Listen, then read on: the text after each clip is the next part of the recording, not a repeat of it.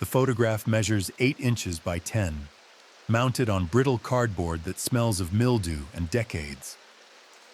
A black woman in a starched white nurse's uniform stands between two small children wearing oversized hospital gowns.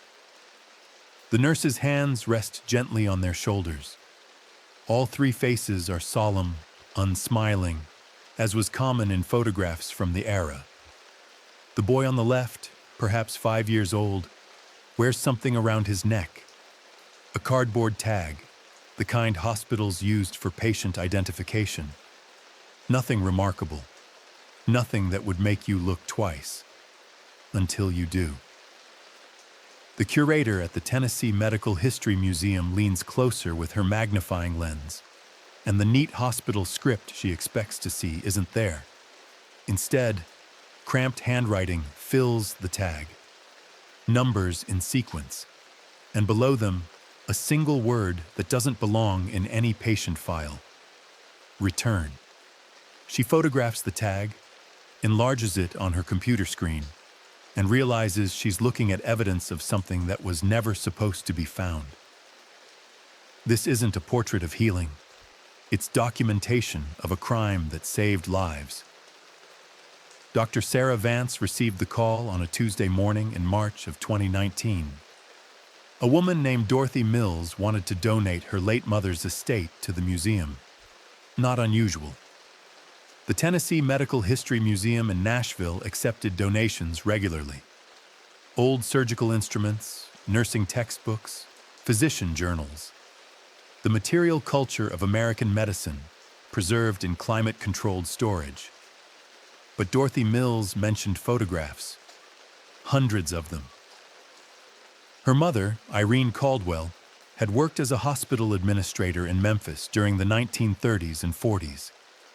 She'd kept meticulous records of everything that crossed her desk, including glass plate negatives and early photographic prints from the hospital's segregated wards. Sarah drove to Memphis that Friday. The Caldwell house sat in a neighborhood that had once been white and prosperous, now ringed by newer construction and repurposed storefronts. Dorothy, a woman in her 70s with careful gray curls, led Sarah through a living room that smelled of lemon furniture polish and old paper. The photographs filled 3 cardboard boxes in a back bedroom. Sarah lifted the first print carefully. A surgical theater, circa 1920. White coats and ether masks. The next showed a maternity ward. The third, an X-ray machine with a technician demonstrating its use. Standard archival material. Valuable for research. Nothing extraordinary. She was halfway through the second box when she found the photograph that would consume the next 8 months of her life. The image showed a segregated ward. She could tell from the peeling paint visible in the background, the narrow iron beds pushed close together, the absence of the modern equipment visible in other photographs from the same era. A black nurse stood between 2 children. The composition was formal, almost ceremonial. Something about it felt deliberate in a way the other snapshots did not.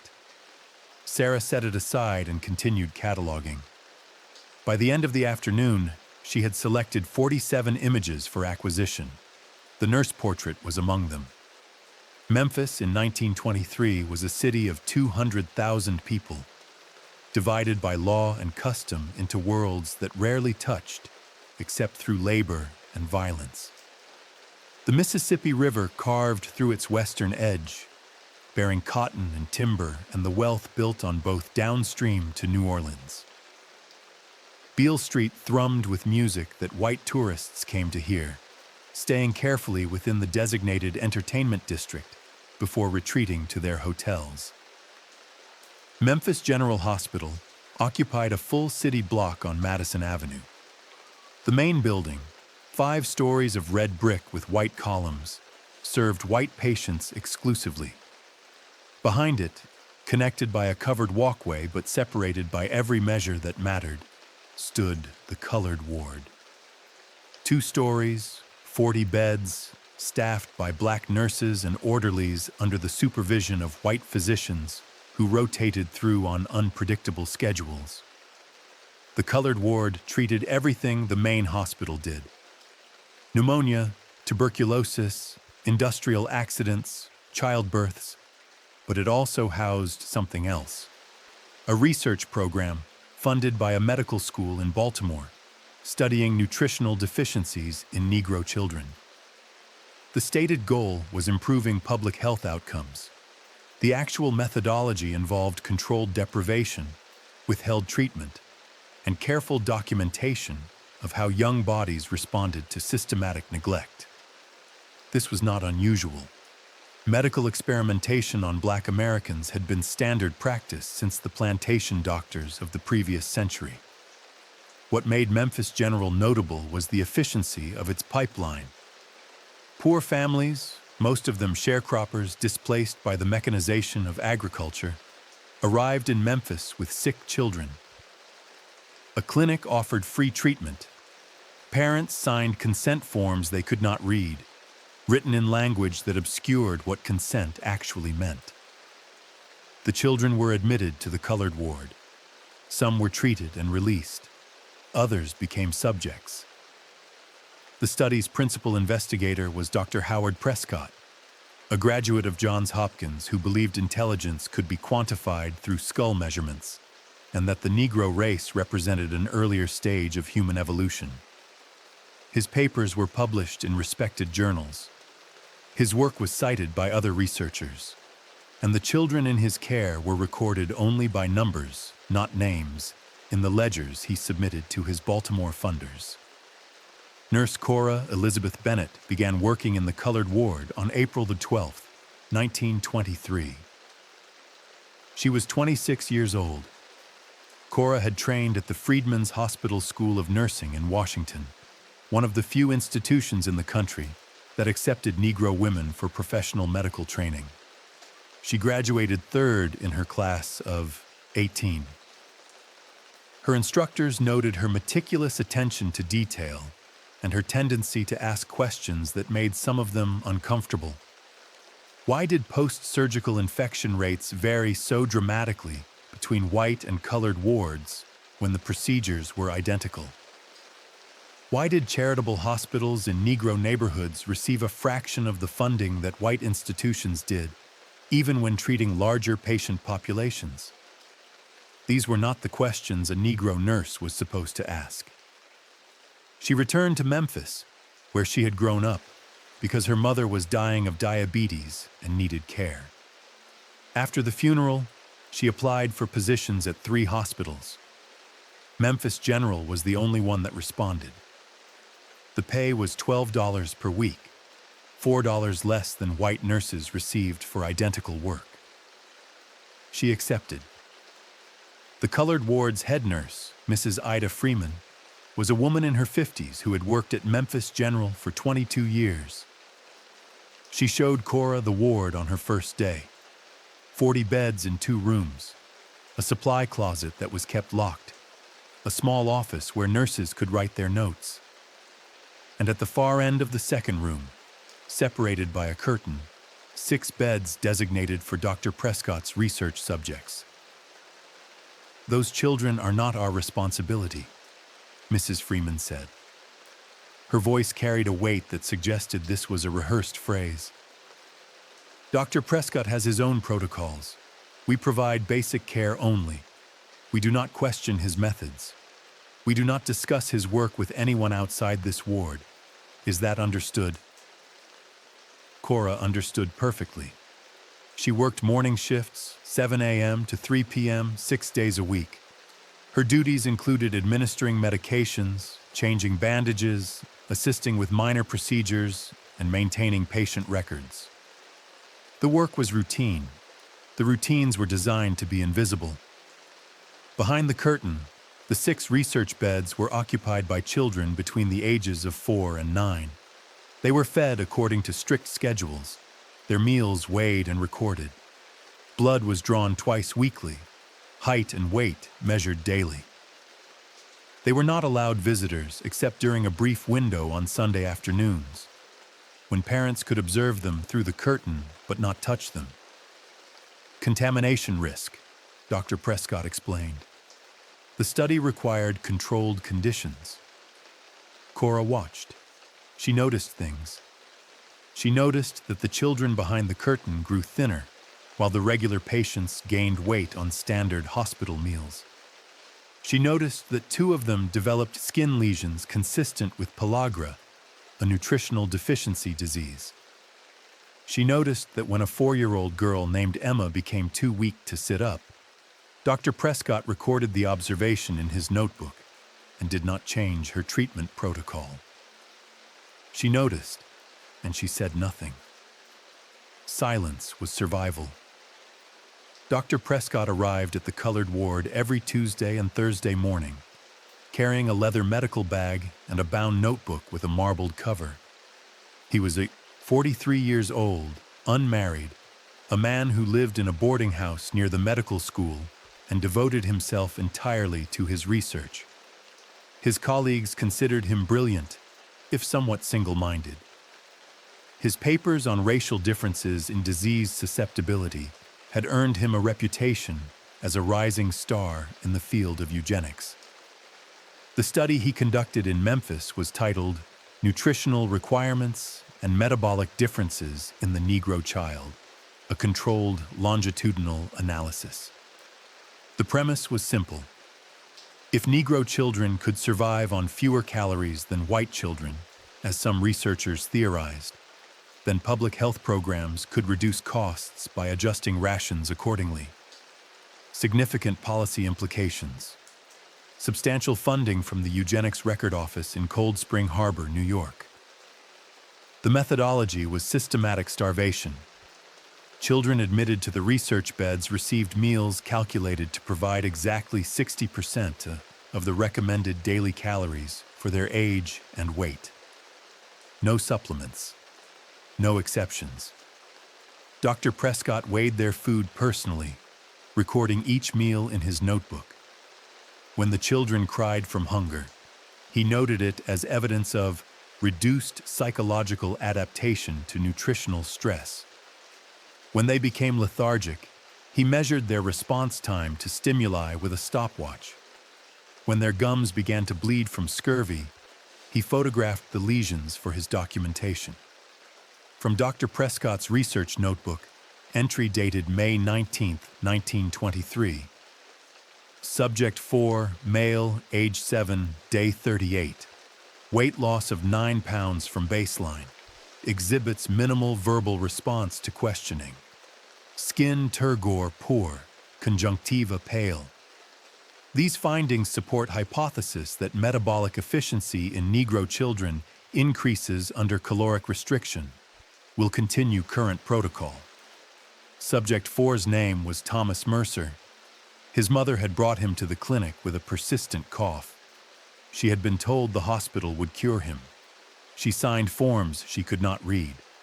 She visited on Sundays and watched through the curtain as her son grew smaller and quieter. When she asked nurses why he was losing weight, she was told the doctors knew best. When she asked to take him home, she was told the treatment program required a minimum stay of 12 weeks. When she demanded his release, a hospital administrator informed her that the consent forms she had signed gave Memphis General temporary custody for purposes of medical care. She stopped coming to Sunday visiting hours. Some parents did. Cora watched Thomas Mercer fade. She changed his sheets when he was too weak to control his bladder.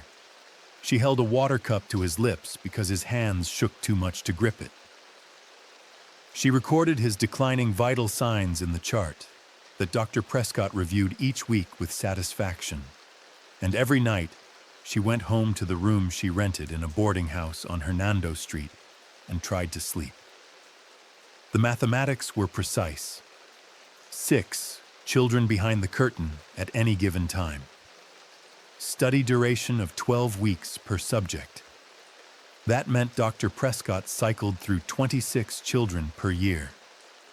Some survived the protocol relatively intact, their bodies resilient enough to recover when they were finally released. and went home to normal meals. Others left the hospital permanently damaged. Stunted growth, weakened immune systems, developmental delays that would follow them the rest of their lives. 3 children had died during the study's first 18 months. The deaths were attributed to complications from pre-existing conditions. Dr. Prescott noted in his reports that subjects with underlying health issues should be excluded from future trials. He did not stop the research. The children arrived through a carefully constructed pipeline. A clinic on Beale Street, funded by a Methodist charity, provided free medical care to Negro families. The clinic's director, Dr. Samuel Marsh, was white, 57 years old, a physician who genuinely believed he was helping the community. When children presented with malnutrition, chronic cough, or signs of rickets, he recommended admission to Memphis General for comprehensive treatment. He signed the referral forms. He explained to parents that the hospital had a special program for children who needed intensive care. He assured them that their children would receive the best medical attention available. He believed what he told them. He had been told the same lies by Dr. Prescott, who had assured him that the research program was strictly observational, that no child would be harmed, that the data collected would improve health outcomes for thousands of Negro children across the South. Dr. Marsh never visited the colored ward. He never saw what happened behind the curtain. His ignorance was willful, but not malicious. He was a good man serving a machine he did not understand. The consent forms were drafted by hospital attorneys. 8 pages of dense legal language explaining that admission to Memphis General constituted voluntary participation in medical research, that all procedures were approved by hospital administration, that parents waived liability for any outcomes related to experimental treatments. The forms were signed by parents who could read but not parse legal terminology, or by parents who could not read at all and were told by clinic staff that the forms were standard admission paperwork. No one explained that experimental treatment meant withholding food. No one mentioned Dr. Prescott's theories about racial differences in metabolic efficiency.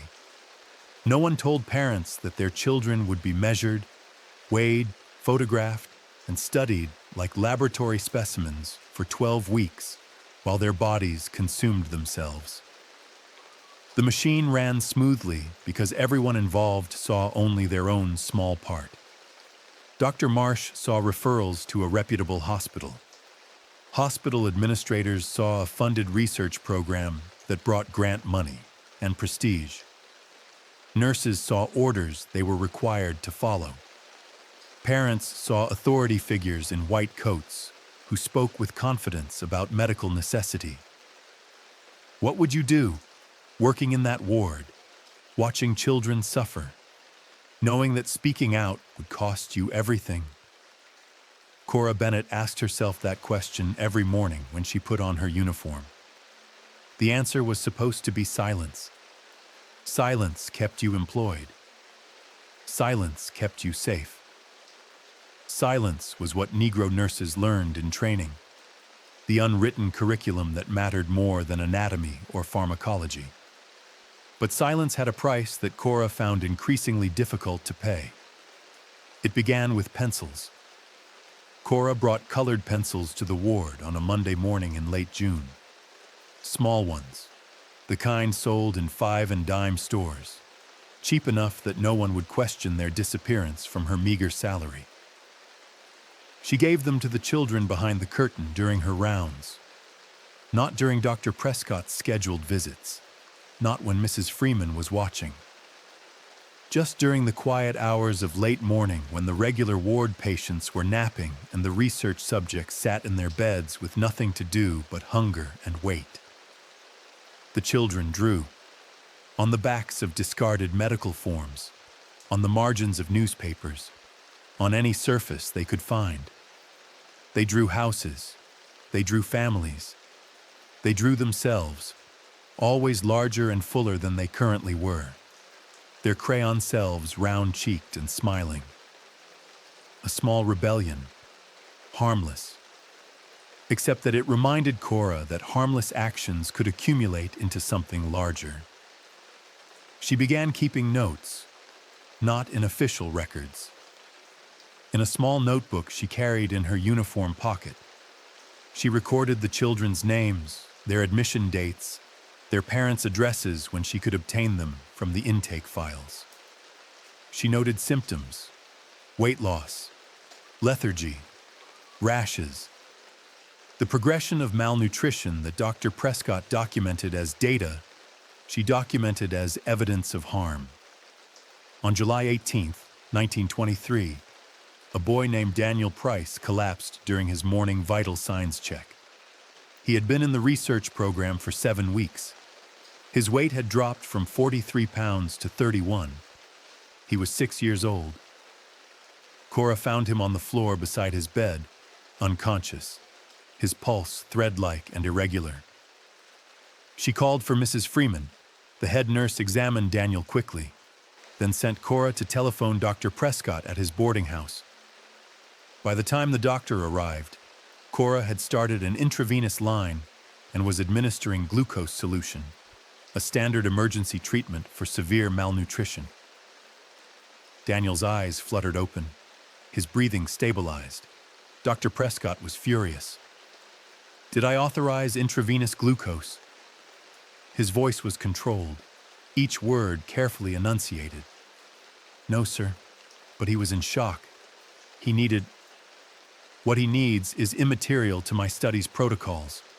You have contaminated a research subject. 7 weeks of careful documentation ruined by your interference."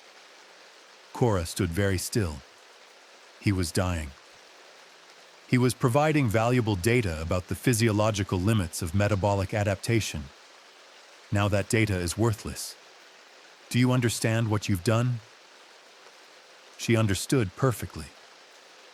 Daniel Price was removed from the study that afternoon. His mother was contacted.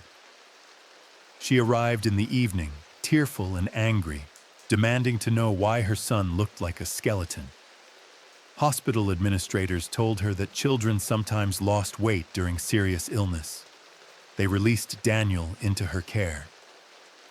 Dr. Prescott made a note in his research file.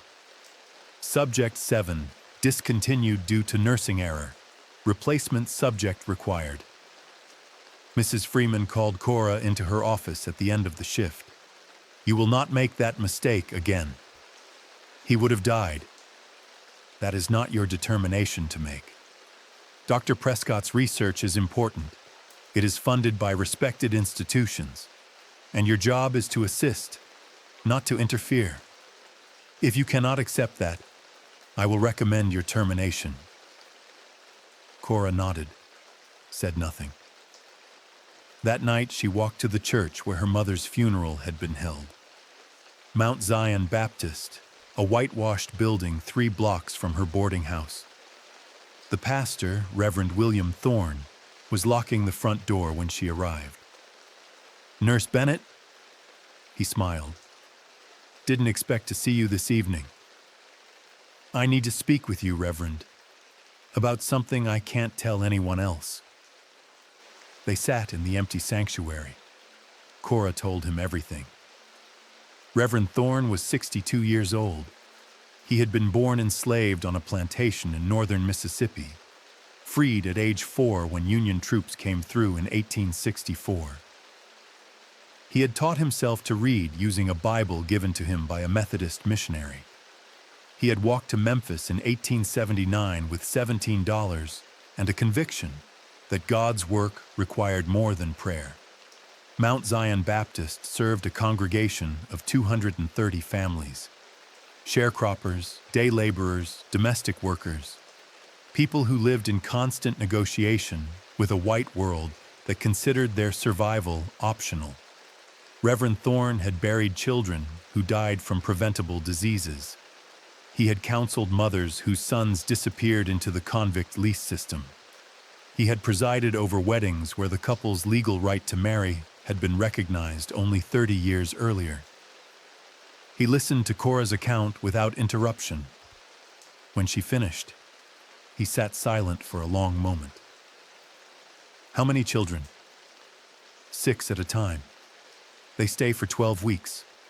Sometimes longer if Dr. Prescott wants to extend the observation period. And the hospital administration knows about this? They approve the research. They accept the funding. They look the other way when parents complain. Reverend Thorne stood and walked to the window. Outside, Beale Street was quiet. A few people walking home from late shifts. A distant streetcar bell. What do you want to do, Sister Bennett? Get them out. The children who are at highest risk. The ones Dr. Prescott won't release even when the protocol calls for it. I can identify them, but I need help placing them somewhere safe. You're talking about kidnapping. I'm talking about saving lives. The Reverend turned back to face her. You understand what happens if you're caught? To you, to anyone who helps you? This isn't just losing your job. This is prison, or worse. I understand. He studied her face, reading something there that satisfied him. Then we'll need to be very careful, and we'll need more people than just us. The network grew slowly. Reverend Thorne recruited 2 deacons whose discretion he trusted absolutely. James Polk, a carpenter who had lost his daughter to scarlet fever when the White Hospital refused to admit her. Marcus Webb, a postal worker who moved through the city unseen, delivering mail to both white and colored neighborhoods. His presence so routine that people forgot he was there. They recruited families willing to take children on short notice. Childless couples, widows, people with resources enough to feed an extra mouth and courage enough to lie to anyone who asked questions. Each family was given a story. The child was a distant relative, an orphan, a grandchild sent north during hard times. Stories that were plausible enough to avoid scrutiny in a community where family structures were fluid and tragedy was common. Cora's role was identification. She selected children who were unlikely to survive the full 12 weeks, children whose weight loss was accelerating, children who showed signs of organ failure, children whom Dr. Prescott was watching with particular clinical interest, noting each decline as evidence for his theories. The method was simple. Cora would alter discharge paperwork, changing dates and adding false authorization signatures. She would tell Mrs. Freeman that Dr. Prescott had approved an early release, citing concerns about a contagious condition that might spread to other subjects. The head nurse never checked. Dr. Prescott visited only twice a week. By the time he noticed a subject was missing, the child would be 10 miles away, living under a different name in a home that claimed him as family. The tags were Cora's innovation. She bought cardboard at a stationery store, cut it into 2-inch squares, punched holes in the corners, threaded them with cotton string. On each tag, she wrote a number sequence, 3 digits, followed by a dash, followed by 4 more digits. Below the numbers, a single word in her neat, cramped handwriting, return. The first 3 digits identified the church family who took the child. James Polk was assigned numbers starting with 101. Marcus Webb's extended family was 201. Other families received their own codes, known only to Cora and Reverend Thorne. The final 4 digits were the admission date, compressed. A child admitted on July 20th, 1923, would be 72023. The word return was insurance. If the child's family ever came looking, if questions were asked years later, if anyone traced the network back to its source. The tag was proof of identity, a way to reconnect a child with their original name and lineage. Most of the families who took the children destroyed the tags immediately, understanding that physical evidence was dangerous. But a few kept them. hidden in Bibles or sewn into quilt linings. The photograph. Cora arranged it deliberately. 2 children she had removed from the research ward in August of 1923. The girl, Mary Ellen Cross, 5 years old, admitted with suspected tuberculosis. The boy, Samuel Franklin, 4 years old, admitted with chronic malnutrition. Both had been selected for Dr. Prescott's study. Both were dying when Cora falsified their discharge papers. She took them to a photographer's studio on Beale Street. Merriweather and Son, a colored-owned business that took portraits for church directories and funeral remembrances. She told the photographer she wanted a formal portrait, herself and 2 patients who had recovered under her care. The photographer asked no questions. Questions were expensive.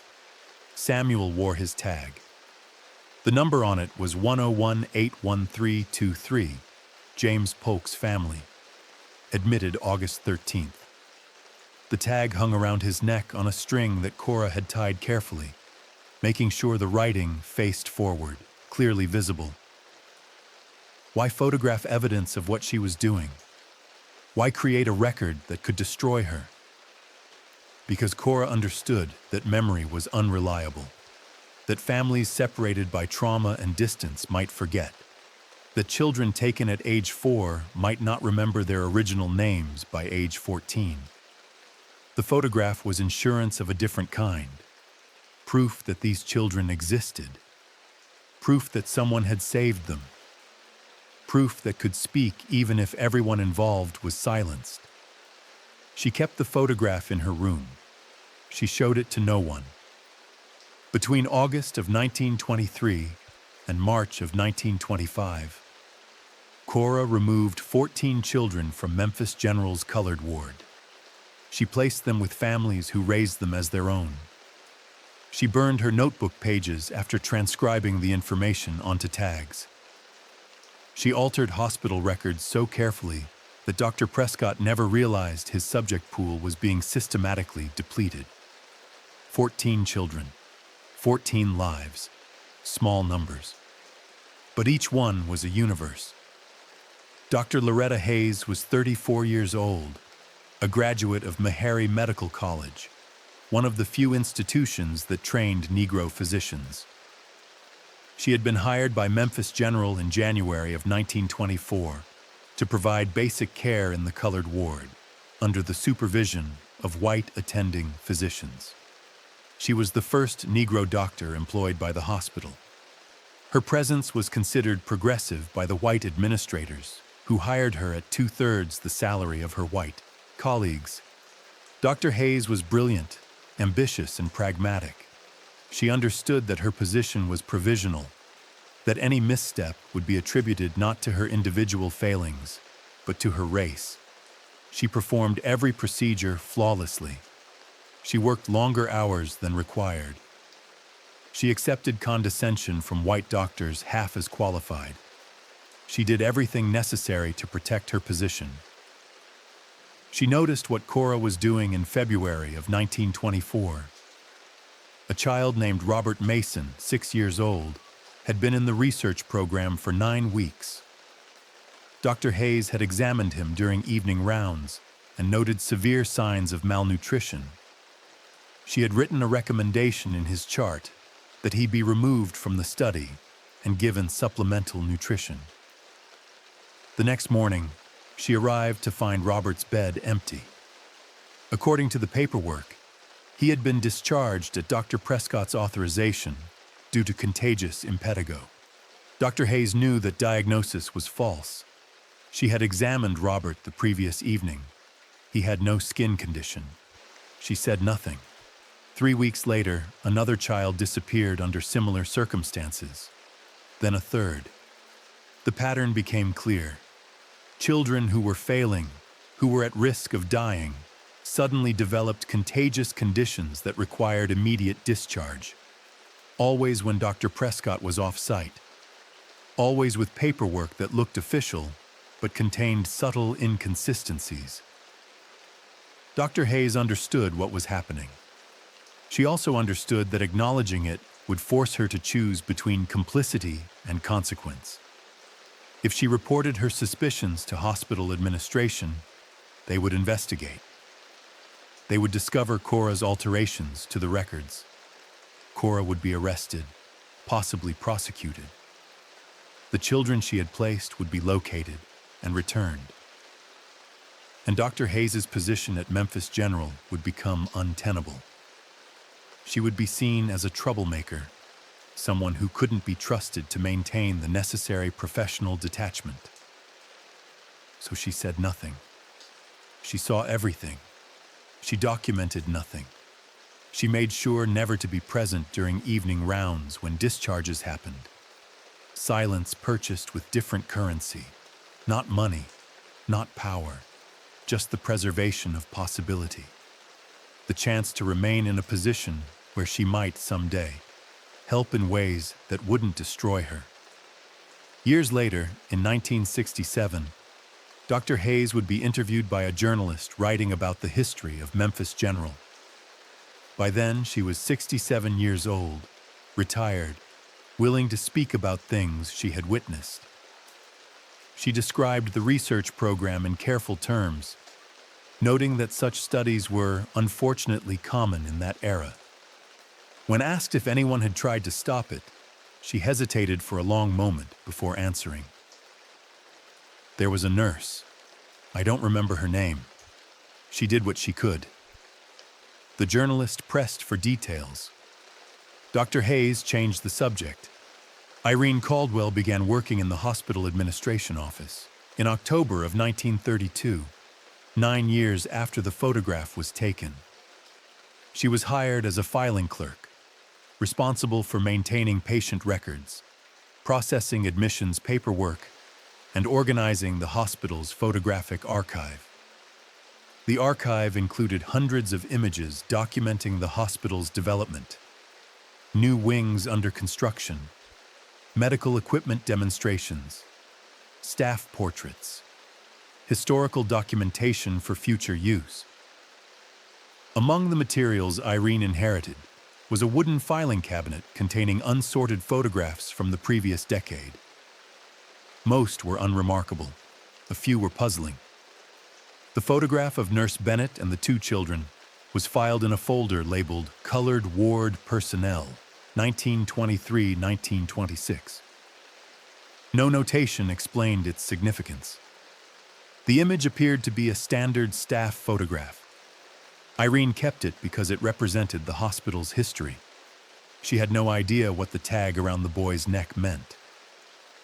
She couldn't have known that the nurse in the photograph had disappeared in March of 1925, or that the circumstances of her disappearance were never officially recorded. The photograph was simply another piece of archival material to be preserved. When Irene retired in 1968, she took the filing cabinet home, a lifetime of accumulated documents.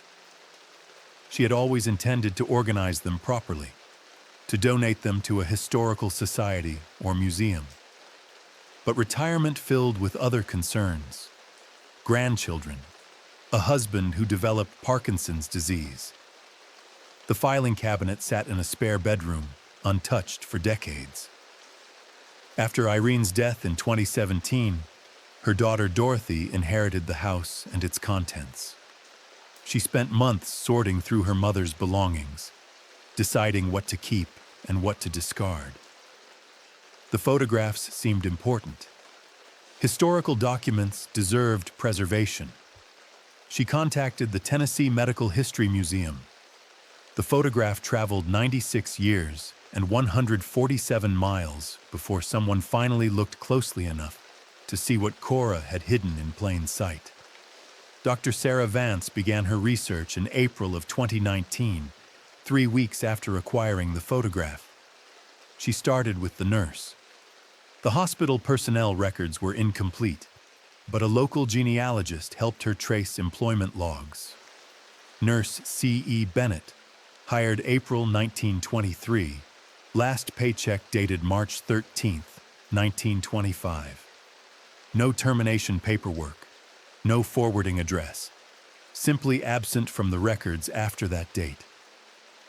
Church archives yielded more.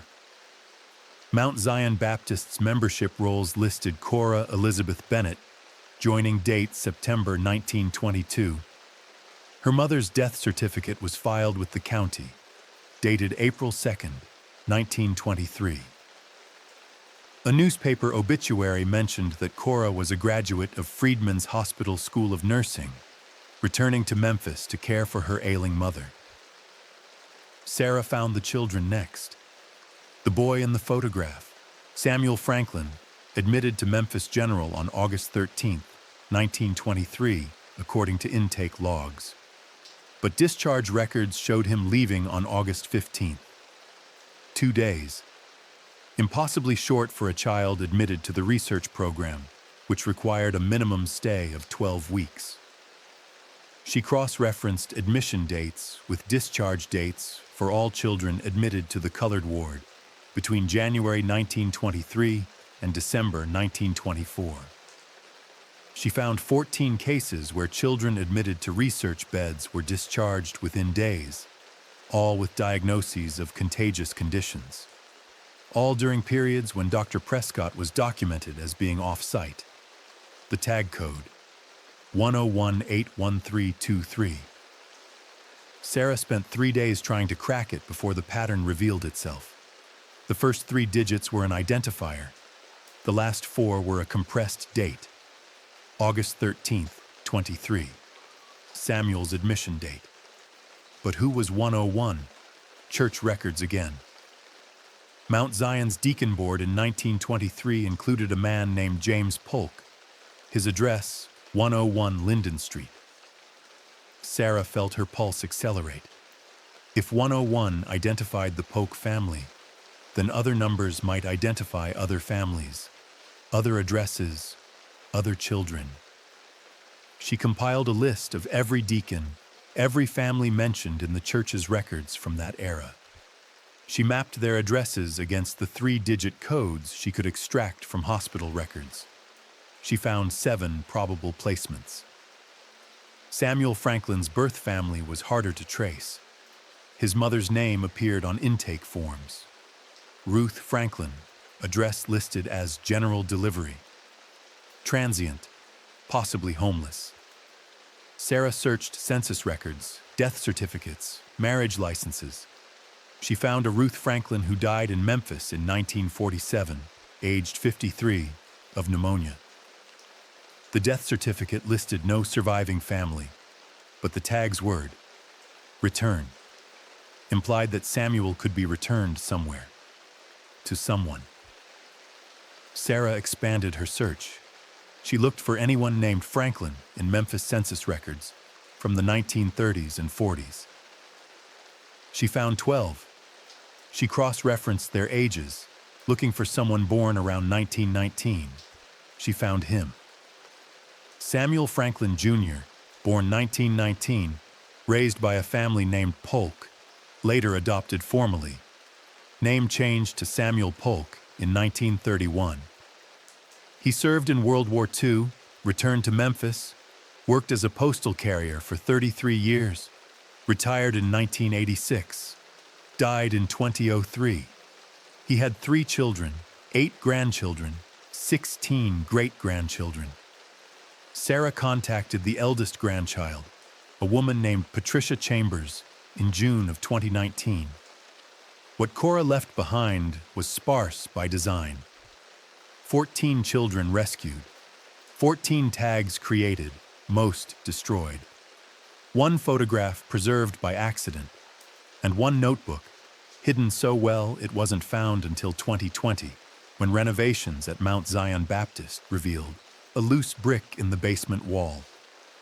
The notebook was small, 3 inches by 5, with a soft leather cover. Water damage had made some pages illegible, but 47 entries remained readable. Names, admission dates, placement codes, and notes in Cora's handwriting.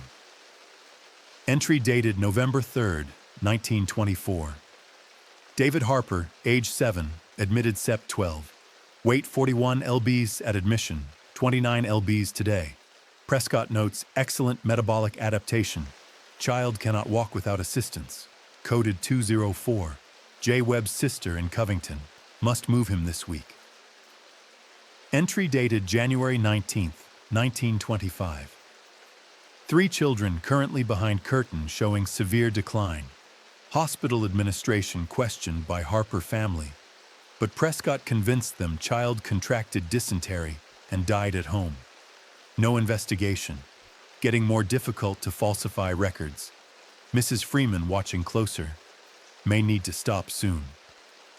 Final entry, dated March 7, 1925. Subject count declining.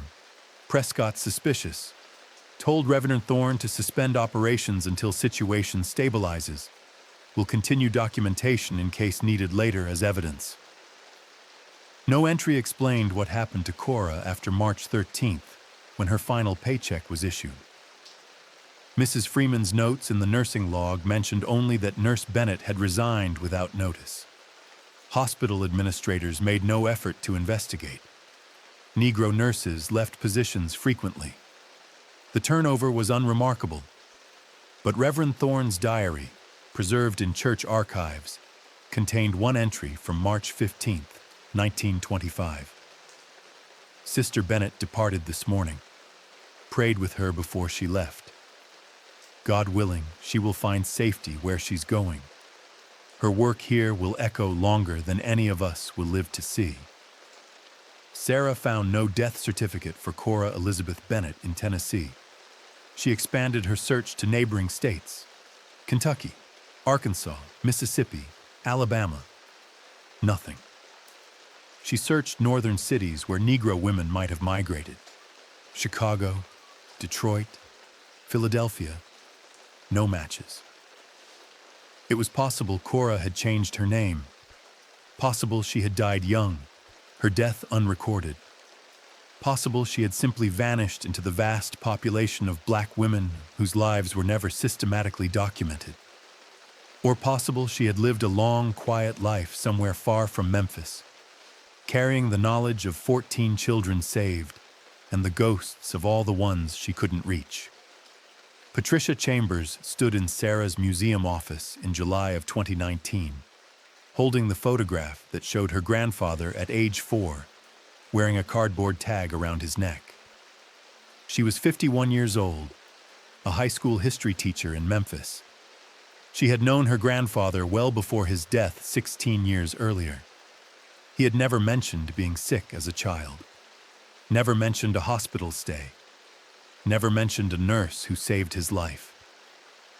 He told us he was born in Covington, Patricia said. Raised by the Polk family, who were distant cousins of his mother's. She died when he was young, and they took him in. That's what we always knew. Did he ever mention Ruth Franklin? His birth mother? Never.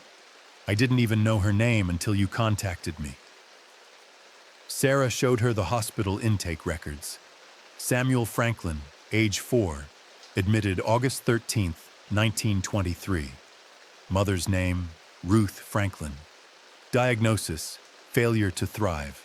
Admitted to research program for nutritional study. Patricia's hands trembled as she read the documents. They were starving him, on purpose. Yes. And this nurse got him out. She saved 14 children that we know of, possibly more. The records are incomplete. Patricia looked again at the photograph, at the young woman in the nurse's uniform, her face serious, her hands resting protectively on the children's shoulders. What happened to her? We don't know. She disappeared in March of 1925. No records after that. The story spread through the network of descendants. Patricia contacted other families, using the church records Sarah had compiled. 7 of the 14 children Cora had saved lived to adulthood. They had children, grandchildren, great-grandchildren. By September of 2019, Sarah had identified 63 living descendants of Cora's rescues. They gathered at Mount Zion Baptist on October 12, 2019, 94 years after Cora last attended service there. 63 people who existed because a nurse had decided that silence cost more than courage. They shared stories about grandparents who had lived full lives, unaware of how close they had come to dying in a hospital research ward at age 5 or 6 or 7. One woman, Denise Harper, brought a quilt. Her grandmother had sewn it in the 1950s, using fabric scraps from family clothing. In one corner, barely visible unless you knew to look for it, a small square of cardboard was stitched into the lining. The tag read, 20491224. Her grandfather, David Harper, the child from Cora's November 3rd entry. Grandma told me once that this tag was important, Denise said. She never explained why. Just said it was part of our family history, and I should keep it safe. Evidence hidden in fabric. Truth preserved in the only way people without power could preserve it. Through memory, through objects given meaning that outsiders would never recognize. Dr. Howard Prescott's research continued until 1934. His study of nutritional requirements in Negro children was cited in medical journals through the 1950s. His papers influenced public health policy in several southern states, where reduced caloric recommendations for Negro school children were implemented based on his findings. He died in 1958, aged 78, honored at his funeral as a pioneering researcher who had dedicated his life to improving health outcomes for underprivileged populations. His research subjects were never named in his publications. They appeared only as data points, numbered entries in tables showing weight loss, deficiency symptoms, and mortality rates. Subject 4, Subject 15, Subject 23. Numbers that erased identity while documenting suffering. Cora's tags reversed that erasure. Her numbers carried identity forward. They encoded information that could reconnect severed lineages. They proved that the children behind those numbers were human beings, with names, with families, with lives that continued beyond the research ward. Memphis General Hospital closed its colored ward in 1965, following the passage of the Civil Rights Act that prohibited segregated medical facilities. The building that housed the ward was demolished in 1972. Nothing marks the location today except a parking lot and a historical marker noting that Memphis General once occupied this site. The hospital's archives contain no mention of Cora Elizabeth Bennett's rescue operation. The official history includes a paragraph about Dr. Prescott's research program, describing it as representative of the scientific standards of its era, and noting that such studies contributed to our understanding of nutritional requirements, though modern ethical standards would prohibit similar research. Measured language, sanitized horror. But the descendants remember. They maintain a private archive now, collecting stories and documents that the official record omits. The photograph that Sarah found has been digitally reproduced and distributed to every family. It hangs in living rooms and church halls across Memphis. A reminder, a warning, a testament to the power of one person who refused to accept that following orders was the same as doing right. Sarah's research was published in the Journal of Medical History in March of 2020. The article, titled "Resistance in the Shadow of Eugenics: One Nurse's Covert Operation in Memphis, 1923-1925, documented Cora's rescue network in careful detail. It named the children she saved. It described the systems that made Dr. Prescott's research possible. It acknowledged Dr. Hayes's silence and examined its cost.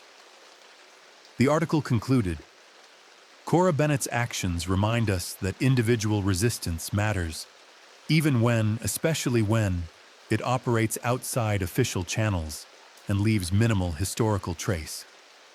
The children she saved lived full lives. They had families, They contributed to their communities. They existed. That existence is testimony more powerful than any document. The photograph hangs now in the Tennessee Medical History Museum's permanent collection. Visitors stop in front of it, reading the placard that explains what they're seeing. A nurse who committed systematic fraud to save children from death by starvation. A tag that encoded identity and numbers. A single image that documented a crime that saved lives. Some visitors cry. Some ask questions. Some take photographs of their own, sharing the image on social media with captions that try to capture the enormity of what Cora did. The post goes viral periodically. Thousands of strangers learn about a nurse they never heard of, who saved children they never met 90 years ago in a city most of them will never visit. The photograph has become a talisman, evidence that one person can matter, that small acts of courage accumulate into salvation, that systems built on cruelty depend on universal compliance, and the refusal of even one person creates cracks through which others can escape. Patricia Chambers visits the museum once a month. She brings her grandchildren, shows them the photograph of their great-great-grandfather at age 4, wearing a tag that saved his life.